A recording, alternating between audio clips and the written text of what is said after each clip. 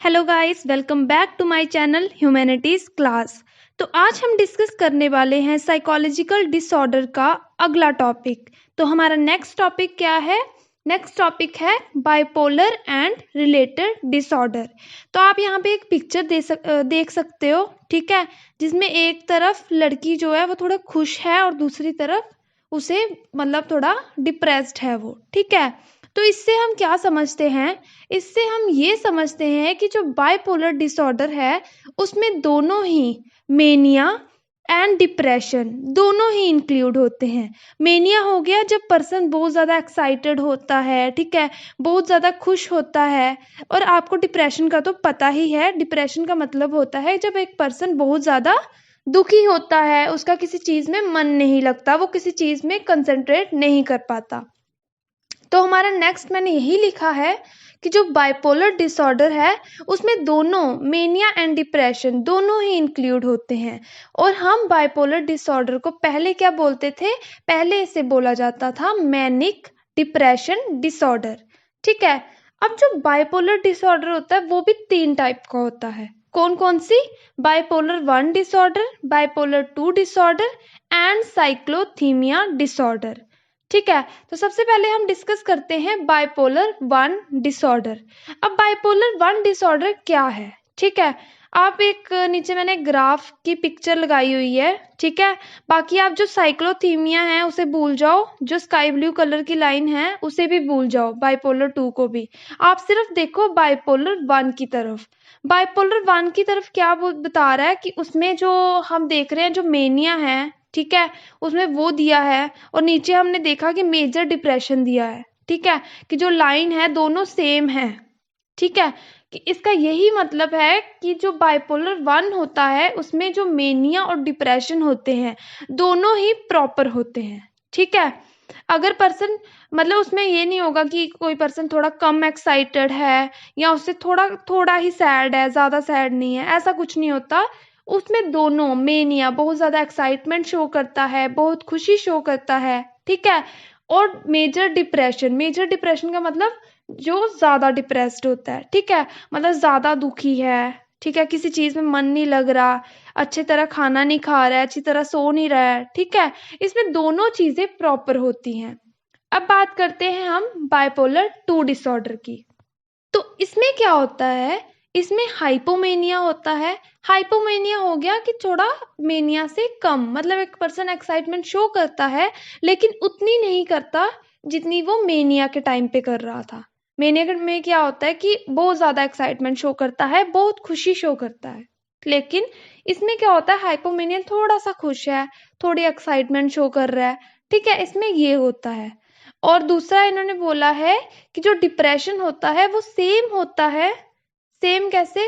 उतना ही होगा जितना वो बाइपोलर 1 में शो कर रहा था, ठीक है। आप ग्राफ देख सकते हो, जो स्काई ब्लू कलर की लाइन है उसमें आप देख सकते हो कि एक पर्सन जो है मेजर डिप्रेशन शो कर रहा है। और आप देख सकते हो आगे अगर मेनिया की बात करें तो वो हाइपोमेनिया शो कर रहा है, कम खुश है, ठीक है, कम एक्साइटमेंट शो कर रहा है, ठीक है। तो ये हमारा हो गया बाइपोलर 2 डिसऑर्डर। और एग्जाम में आप चाहो तो ये ग्राफ भी बना सकते हो, ठीक है। इससे क्या होता है कि जो प्रेजेंटेशन देने का तरीका होता है वो और ज़्यादा अच्छा लगता है, ठीक है। अगर आप ऐसे प्रेजेंटेशन बनाओगे तो काफ़ी अच्छा लगेगा, ठीक है। फिर आगे नेक्स्ट हमारा आता है साइक्लोथीमिया डिसऑर्डर। अब साइक्लोथीमिया डिसऑर्डर क्या होता है? आप लाइन देख सकते हो, जो येलो कलर की लाइन है, ठीक है, ग्राफ में साइक्लोथीमिया लिखा हुआ है। तो उसमें क्या है कि वो हाइपोमेनिया शो कर रहा है और उसका उसका जो डिप्रेशन है वो भी कम है, ठीक है। वो सैड भी कम हो रहा है और हाइपोमेनिया कम ही खुशी शो कर रहा है, कम ही इतनी ज़्यादा एक्साइटमेंट शो नहीं कर रहा है, ठीक है। तो इसमें हम देख सकते हैं कि इसमें क्या होता है, it include hypomania and depression is also lower, minor depression show करता है। उसके बाद हमारा ये हो गया बाइपोलर डिसऑर्डर। इसके बाद इसी के अंडर एक टॉपिक आता है सुसाइड्स, ठीक है, कि व्हाट सुसाइड इज, उसे कैसे प्रिवेंट कर सकते हैं, क्या उसे प्रिवेंट कर भी सकते हैं कि नहीं कर सकते हैं, ठीक है। तो यही चीज़ें अब हम डिस्कस करने वाले हैं। तो सुसाइड अगर देखा जाए तो काफ़ी आजकल बहुत ज़्यादा हम देखा जाए तो काफ़ी सुसाइड्स होते हैं, ठीक है। लोग जो है जो सुसाइड रेट है वो काफ़ी ज़्यादा बढ़ चुका है, ठीक है।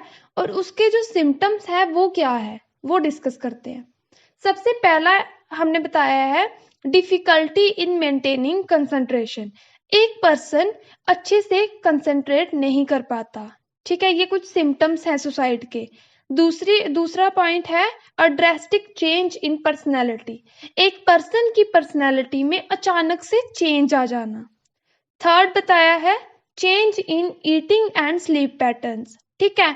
कि मतलब उसका जो पहले जितना खाना खाता था कि अभी वो उतना नहीं खा रहा है, ठीक है। अच्छे से नींद नहीं आ रही है उसे, या फिर काफी ज्यादा सोने लग पड़ा है, ठीक है। फिर फोर्थ पॉइंट है cut off from family and friends. कि वो अब अपनी फैमिली मेंबर से दूर रहने लग पड़ा है, ठीक है। अपने फ्रेंड्स से इतनी बात नहीं करता है, उनके पास नहीं बैठता है, अपनी फैमिली मेंबर से इतनी बात नहीं करता है। और फिफ्थ पॉइंट है हमारा ड्रग एंड अल्कोहल अब्यूज। मतलब कि अब वो पर्सन क्या करने लगा है, ड्रग्स लेना शुरू कर दिया उसने, ठीक है। ड्रिंक करना शुरू कर दिया है, इन चीज़ों में वो काफ़ी ज़्यादा एंगेज हो रहा है, ठीक है। तो तब ये कुछ हो गए सिम्टम्स। बात करते हैं some measures suggested by WHO, ठीक है। जो वर्ल्ड हेल्थ ऑर्गेनाइजेशन है उन्होंने कहा है कि सुसाइड को हम प्रिवेंट कर सकते हैं, और उन्होंने कुछ मेजर्स हमें सजेस्ट किए हैं। तो उन मेजर्स को अब हम डिस्कस करने वाले हैं, ठीक है। इसमें सबसे पहला जो है वो है limiting the access to the means of suicide. कि मतलब जिस कारण से सुसाइड होता है, जो जो लोग यूज करते हैं सुसाइड के लिए, उन चीजों को लिमिटेड कर दिया जाए, ठीक है। दूसरा पॉइंट है reporting of suicide by media in a responsible way. कि मतलब जो मीडिया है वो सुसाइड के बारे में बताए, लेकिन रिस्पॉन्सिबल वे में बताए, ठीक है। थर्ड है bringing in alcohol related policies. कुछ अल्कोहल रिलेटेड पॉलिसीज भी आनी चाहिए, ठीक है। मतलब उसके रिलेटेड भी लॉस बनने चाहिए, रेगुलेशंस बनने चाहिए, ठीक है। फिर उसके बाद फोर्थ पॉइंट है training health workers in assessing and managing for suicide. जो हेल्थ वर्कर्स है, ठीक है, उन्हें ट्रेन करना चाहिए कि वो एक्सेस कर सके, मैनेज कर सके सुसाइड्स को, ठीक है। और हमारा लास्ट पॉइंट है care for people who attempted suicide and providing community support, ठीक है। इसका मतलब है कि अगर किसी पर्सन ने पहले सुसाइड करने का अटेम्प्ट किया है, ठीक है, उससे उसकी थोड़ी केयर करना, उस पर्सन को एक सोशल सपोर्ट प्रोवाइड करना, ताकि उसके अंदर ये दोबारा से ऐसा ख्याल ना आए, ठीक है। इसके बाद हमारा नेक्स्ट इसी के अंडर है स्ट्रेंथनिंग स्टूडेंट सेल्फ एस्टीम, ठीक है। अब इन्होंने बताया है कि हम स्टूडेंट्स की सेल्फ एस्टीम को कैसे एनहांस कर सकते हैं, कैसे स्ट्रेंथन कर सके हैं, ताकि उसके अंदर ये ख्याल ही ना आए सुसाइड का, ठीक है। तो इसमें सबसे पहला पॉइंट है provide positive life experiences to develop positive identity. की मतलब कि उसे पॉजिटिव लाइफ एक्सपीरियंसेस प्रोवाइड किए जाए ताकि उसके अंदर पॉजिटिव आइडेंटिटी डेवलप हो, ठीक है। ये क्या करता है, ये उसके अंदर कॉन्फिडेंस इंक्रीज करेगा। सेकंड पॉइंट है providing opportunities for the development of physical social and vocational skills. मतलब कि उसे अपॉर्चुनिटीज प्रोवाइड करना ताकि उसकी फिजिकल स्किल्स भी डेवलप हों, सोशल स्किल्स भी डेवलप हों, और वोकेशनल स्किल्स भी डेवलप हों। उसके बाद हमारा थर्ड पॉइंट है एस्टेब्लिशिंग अ ट्रस्टफुल कम्युनिकेशन। इसका क्या मतलब है, इसका मतलब है कि एक टीचर और स्टूडेंट के बीच में एक ट्रस्टफुल कम्युनिकेशन होना बहुत ज़्यादा ज़रूरी है, ठीक है। अब आप देखते हो साइकोलॉजिस्ट या फिर आप बात कर लो काउंसलर्स की, ठीक है। तो उनका क्या होता है, जब कोई पर्सन उनके पास जाता है, ठीक है, तो उनको मतलब ऐसी ट्रेनिंग प्रोवाइड की जाती है कि वो काफ़ी अच्छा कम्युनिकेशन थोड़ी ही देर में बना लेते हैं आपस में। मतलब एक काउंसलर और जो उनका क्लाइंट होगा उसके साथ काफ़ी अच्छे से बातचीत करते हैं, एक ट्रस्टफुल कम्युनिकेशन शो करते हैं। और इसका यही मतलब है कि एस्टेब्लिशिंग अ ट्रस्टफुल कम्युनिकेशन का मतलब हो गया कि एक ट्रस्टफुल कम्युनिकेशन हमने स्टूडेंट्स के साथ बनाना है, ठीक है।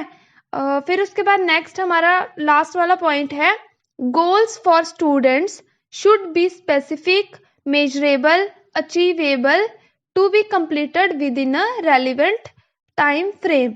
मतलब जो गोल्स होंगे स्टूडेंट्स के लिए वो स्पेसिफिक होने चाहिए, मेजरेबल होने चाहिए, अचीवेबल होने चाहिए। और मतलब उसका ये होना चाहिए, ऐसा नहीं है कि अगर अब देखा जाए, अगर 4th क्लास के बच्चे को अगर 10th क्लास का सिलेबस दे दिया जाए, ठीक है, सीधे ही उसे 10th क्लास में आकर बिठा दिया जाए, तो क्या वो चीज़ें पढ़ पाएगा अच्छे से? क्या वो उस चीज़ को समझ पाएगा? मैथ्स को समझ पाएगा? साइंस को समझ पाएगा? नहीं समझ पाएगा। क्यों नहीं समझ पाएगा? क्योंकि उसके लिए वो काफ़ी हार्ड होगा, जो सिलेबस होगा वो काफ़ी ज़्यादा हार्ड होगा। तो इसीलिए इधर इन्होंने पॉइंट दिया है कि जो गोल्स होने चाहिए स्टूडेंट्स के लिए वो मेजरेबल होने चाहिए, अचीवेबल होने चाहिए। मतलब कि ऐसे गोल्स होने चाहिए कि जो कोई बच्चा अचीव भी कर पाए, ठीक है, और साथ में वो एक रेलिवेंट टाइम फ्रेम के बीच में ही कंप्लीट होने चाहिए, ठीक है। तो ये हमारा हो गया सुसाइड का टॉपिक कंप्लीट। इसके बाद हमारा जो नेक्स्ट टॉपिक है वो है सिजोफ्रेनिया डिसऑर्डर। ये सबसे ज़्यादा इम्पोर्टेंट टॉपिक है और ये काफ़ी बार पेपर में आ चुका है, तो इसे अच्छे से समझ लेते हैं। तो सिजोफ्रेनिया डिसऑर्डर, आप नीचे एक पिक्चर देख सकते हो, उसमें जो चीज़ें लिखी हुई हैं, lack of motivation, visual hallucinations, auditory hallucinations, speech disorder, crying without reason, ठीक है, laugh without reason, poor memory, aggressive, ठीक है। तो यही चीज़ें हम डिस्कस करेंगे इसके अंडर, ठीक है। तो सबसे पहले समझ लेते हैं कि व्हाट सिजोफ्रेनिया इज, ठीक है। तो जो सिजोफ्रेनिया है वो एक डिस्क्रिप्टिव टर्म है, ठीक है, जिसमें बहुत सारे साइकोटिक डिसऑर्डर्स इंक्लूड होते हैं। उसमें क्या होता है कि जो personal, social and occupational functioning होती है वो डिक्रीज होना शुरू हो जाती है। क्यों होती है डिक्रीज? क्योंकि उनका जो थॉट प्रोसेस होता है वो डिस्टर्ब हो जाता है, ठीक है। उसे स्ट्रेंज परसेप्शंस आना शुरू हो जाती हैं, अनयूजुअल इमोशनल स्टेट्स, ठीक है, और मोटर एबनॉर्मेलिटीज के कारण उसकी जो फंक्शनिंग थी, जो पर्सनल, सोशल और ऑक्यूपेशनल फंक्शनिंग्स थी, वो डिक्रीज हो जाती है, ठीक है। तो इस चीज को हम बोलते हैं सिजोफ्रेनिया। मतलब कि it is a descriptive term for a group of psychotic disorders in which personal, social and occupational functioning decreases as a result of disturbed thought processes, strange perceptions, unusual emotional states and motor abnormalities, ठीक है। तो जब भी आपको question आएगा schizophrenia पे, तो सबसे पहले आप उसकी डेफिनेशन लिखोगे, ठीक है। उसके बाद आप देख सकते हो सिम्टम्स ऑफ सिजोफ्रेनिया हम करने वाले हैं डिस्कस। तो आप देख सकते हो नीचे एक फ्लो चार्ट बना हुआ है, तो आप ये फ्लो चार्ट की स्क्रीनशॉट भी ले सकते हो अगर आप चाहते हो। आप एग्जाम में अगर ऐसा लिखोगे तो काफ़ी ज़्यादा प्रेजेंटेबल लगता है, ठीक है। तो आप फ्लो चार्ट ज़रूर बनाना एग्जाम में, इससे आपको मतलब आपकी जो क्वेश्चन होगा वो काफ़ी ज़्यादा प्रेजेंटेबल लगेगा, ठीक है। उसके बाद हम डिस्कस कर लेते हैं हमारे सिम्टम्स ऑफ सिजोफ्रेनिया, ठीक है। तो सबसे पहले हम डिस्कस करने वाले हैं पॉजिटिव सिम्टम्स। तो हम पॉजिटिव सिम्टम्स की बात करते हैं तो इसमें क्या होता है कि जो थॉट्स, इमोशंस एंड बिहेवियर होता है वो एक्सेस में होता है, ठीक है। मतलब एक पर्सन काफ़ी ज़्यादा थॉट्स शो करता है, काफ़ी इमोशंस शो करता है, अलग अलग टाइप का बिहेवियर शो करता है, ठीक है।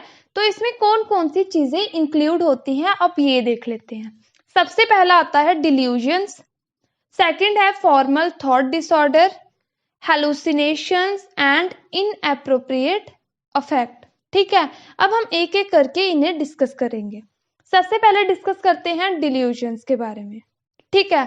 तो ये डिल्यूजन्स क्या होता है? इसका मतलब है कि एक फॉल्स बिलीफ, मतलब एक गलत आपने कुछ पकड़ के रखा है, एक बिलीफ पकड़ के रखा है जो कि इनएप्रोप्रिएट ग्राउंड पे मतलब हेल्ड होता है। मतलब कि आपने एक गलत चीज को पकड़ के रखा है जो रियलिटी में उसकी कोई मतलब रियलिटी में ऐसा कुछ नहीं है, लेकिन आपने उस चीज़ को ऐसे सोचते हो कि भाई अगर वो कोई एग्जाम्पल ले लेते हैं, जैसे अगर एक पर्सन ने नाइफ लिया है, ठीक है, बल्कि उसने लिया सब्जी काटने के लिए होगा, लेकिन एक पर्सन जिसे सिजोफ्रेनिया होगा उसे ऐसा लगेगा कि वो उसे चोट पहुंचाने के लिए नाइफ उसने पकड़ा है, वो उसे मारने के लिए आ रहा है, ठीक है। तो ये क्या हो गया, ये एक फॉल्स बिलीफ हो गया जिसका कोई भी बेसिस नहीं होता रियलिटी में, ठीक है। तो अब डिल्यूजन्स की भी कुछ टाइप्स होती हैं। पहली जो उसकी टाइप है वो है डिल्यूजन्स ऑफ परसिक्यूशन, ठीक है।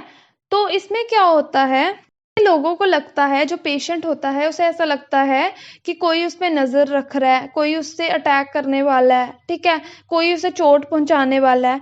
तो ये चीजें इंक्लूड होती है डिल्यूजन्स ऑफ परसिक्यूशन में। नेक्स्ट आता है डिल्यूजन्स ऑफ रेफरेंस।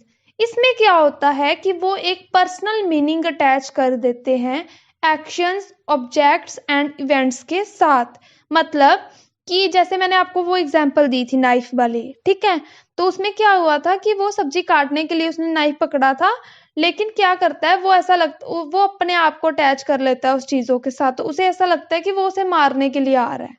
अगर कोई कुछ बात कर रहा होगा, उसे ऐसा लग रहा होगा कि वो भाई मेरी ही बात कर रहा है, पेशेंट को ऐसा लग रहा होगा, ठीक है। फिर नेक्स्ट हमारी टाइप है डिल्यूजन्स ऑफ ग्रैंडियोर। क्या होता है कि जो पेशेंट होते हैं उसे ऐसा लगता है कि उसमें एक स्पेशल पावर है, ठीक है, उसके अंदर बहुत ज्यादा, वो अपने आप को बहुत ज्यादा ताकत वाला समझेगा, पावरफुल समझेगा, ठीक है। नेक्स्ट हमारा आता है डिल्यूजन्स ऑफ कंट्रोल। उन्हें ऐसा लगता है, जो पेशेंट होते हैं सिजोफ्रेनिया के, कि जो उनके थॉट्स हैं, जो उनकी फीलिंग्स हैं, जो उनके एक्शंस हैं, वो दूसरों के द्वारा कंट्रोल हो रहे हैं। उन एक्शंस को, उन फीलिंग्स को, उन थॉट्स को कोई और कंट्रोल कर रहा है, लेकिन इन रियलिटी ऐसा कुछ नहीं होता। इसके बाद जो हमारी नेक्स्ट टाइप है वो है फॉर्मल थॉट डिसऑर्डर, ठीक है। तो उसमें आपने देखा होगा बुक पे एक पैराग्राफ दिया है, तो उसमें जो मेन पॉइंट्स थे वो मैंने यहाँ पे लिखे हैं। पहला आता है not able to think logically. जो एक पर्सन होगा जिसे सिजोफ्रेनिया होगा, ठीक है, उसमें क्या होता है कि वो लॉजिकली कुछ नहीं सोच पाता। दूसरा आ गया डिफिकल्टी इन कम्युनिकेशन, उसे कम्युनिकेट करने में डिफिकल्टी होगी। थर्ड होगा rapidly shifts from one topic to another, कि मतलब वो एक टॉपिक को कंप्लीट नहीं करता और दूसरे पे शिफ्ट हो जाता है। जैसे कोई भी अगर बात कर रहा होगा किसी टॉपिक के बारे में, वो तो उस चीज को कंप्लीट नहीं करेगा, लेकिन अचानक से ही दूसरे टॉपिक में शिफ्ट हो जाएगा, ठीक है। फोर्थ पॉइंट है इन्वेंटिंग न्यू वर्ड्स और फ्रेजेस। नए नए वर्ड्स इन्वेंट करेगा, नए नए फ्रेजेस इन्वेंट करेगा, जिसका मतलब कोई भी रियलिटी में कोई बेसिस नहीं होता, और ऐसा कोई वर्ड ही नहीं होगा, उसे ऐसा लगेगा कि भाई उसने न्यू वर्ड ढूंढा है, ठीक है। तो ऐसा कुछ रियलिटी में नहीं होता।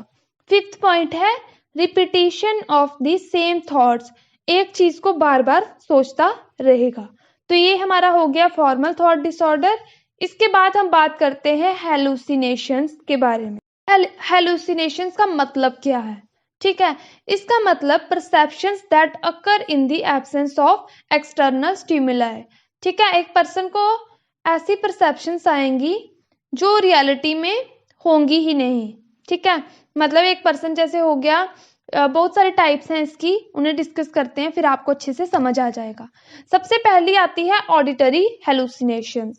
इसमें क्या होता है, जो पेशेंट्स होते हैं उन्हें अलग अलग साउंड सुनाई देते हैं, वॉइसेस सुनाई देती हैं जो उनके साथ डायरेक्टली बात कर रही होती हैं, बट इन रियलिटी ऐसा कुछ नहीं होता, ठीक है। दूसरी टाइप है टैक्टाइल हेलुसिनेशंस। इसमें क्या होगा, उसे ऐसे टिंजलिंग सी हो रही हो, ठीक हो रही होगी, ठीक है, बर्निंग सेंसेशंस आ रही होंगी, उसे ऐसा लग रहा होगा उसकी बॉडी जल रही है, लेकिन इन रियलिटी ऐसा कुछ नहीं होता, ठीक है।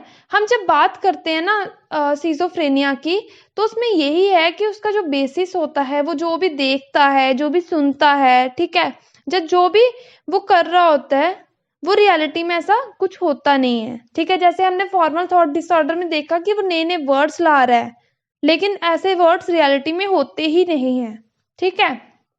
हेलुसिनेशंस का हमने टैक्टाइल किया अभी। उसके बाद जो नेक्स्ट टॉपिक है, नेक्स्ट इसके बाद टाइप है वो है सोमैटिक हेलुसिनेशंस। इसमें क्या होता है, उसे ऐसा लगता है पेशेंट को कि उसके अंदर कुछ चल रहा है, ठीक है। जैसे उसे ऐसा लगेगा कि जो स्नेक है वो उसके स्टमक में ऐसे क्रॉल कर रहा है, ठीक है। नेक्स्ट है विजुअल।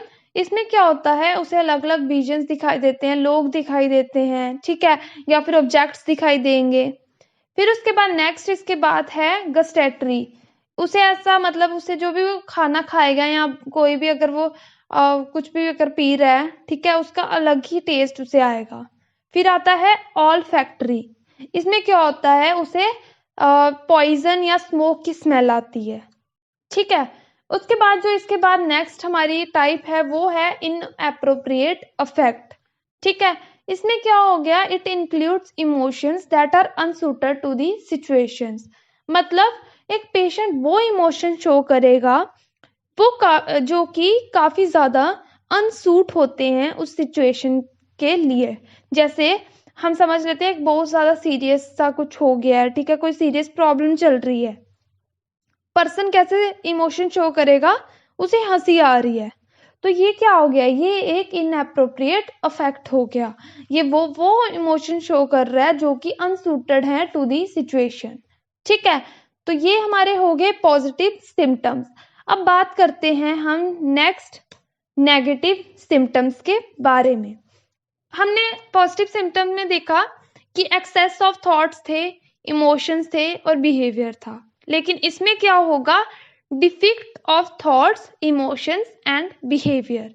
और इसमें कौन कौन सी चीजें इंक्लूड होती हैं, पहला होता है एलोगिया, दूसरा है ब्लंटेड इफेक्ट, तीसरा है फ्लैट इफेक्ट और फोर्थ है एवोल्यूशन, ठीक है। एलोगिया क्या हो गया, एलोगिया हो गया कि स्पीच कंटेंट में रिडक्शन आना, और इसे हम पॉवर्टी ऑफ स्पीच भी कहते हैं। उसके बाद नेक्स्ट है ब्लंटेड इफेक्ट। तो ये हो गया कि मतलब एक पर्सन जो है वो लेस इमोशन शो कर रहा है, ठीक है, मतलब काफी कम सैडनेस शो कर रहा है, काफी कम जॉय शो कर रहा है, काफी कम एंगर शो कर रहा है, ठीक है। फ्लैट इफेक्ट क्या हो गया, कोई इमोशन नहीं शो कर रहा, कोई फीलिंग्स नहीं शो कर रहा है, ठीक है। और लास्ट हमारा आता है एवोल्यूशन। इसका मतलब है कि एक पर्सन कोई भी काम या अपना कोई भी कुछ कम्युनिकेट कर रहा है, उस चीज को कंप्लीट ही नहीं कर पा रहा है, ठीक है, और ना ही स्टार्ट कर पा रहा है अच्छे से। ये हो गया एवोल्यूशन। इसके बाद जो नेक्स्ट हमारे लास्ट सिम्टम्स हैं वो है साइकोमोटर सिम्टम्स। साइकोमोटर सिम्टम्स में क्या होता है, इसमें मतलब एक पेशेंट जो है वो अलग अलग जेस्चर शो करता है, ऑड ग्रीमेसेस मतलब अलग अलग उल्टे सीधे फेस बनाता है, ठीक है। इसमें ये सारी चीजें इंक्लूड होती हैं। और इसमें इनकी अगर ये जो सिम्टम्स हैं वो कई बार क्या होता है एक्सट्रीम फॉर्म्स ले लेते हैं, जिसे हम कैटाटोनिया भी कहते हैं। अब इसकी भी आगे 3 टाइप्स दी हुई हैं। पहला है कैटाटोनिक स्टपर। इसमें क्या होता है, एक पर्सन जो है मोशनलेस रहता है और साइलेंट रहता है काफी लॉन्ग ड्यूरेशंस के लिए, काफी देर तक, ठीक है। दूसरा आता है कैटाटोनिक रिजिडिटी, मतलब एक पर्सन जो है एक रिजिड मेंटेन करके रखेगा, एक पोस्चर मेंटेन करके रखेगा काफी घंटों के लिए, ठीक है। और लास्ट आ गया कैटाटोनिक पोस्चरिंग, ठीक है, मतलब वो क्या करेगा, ऑकवर्ड पोजीशंस बनाएगा, ठीक है, ऑड फेसेस बनाएगा, अलग अलग जेस्चर शो करेगा, ठीक है। तो ये हमारे हो गए साइकोमोटर सिम्टम्स। तो यहाँ पे हमारा सिजोफ्रेनिया कंप्लीट होता है। आज हमने क्या क्या डिस्कस किया, आज हमने bipolar and related disorder discuss किए, और साथ में उसी के अंडर हमने सुसाइड के बारे में भी पढ़ा, और उसके बाद हमने डिस्कस किया सिजोफ्रेनिया डिसऑर्डर, जो कि काफी ज्यादा इंपॉर्टेंट टॉपिक है from the examination point of view. Thank you so much guys for watching my video, and if you like the video then please press the like button, share with your friends, and don't forget to subscribe my channel. Thank you so much.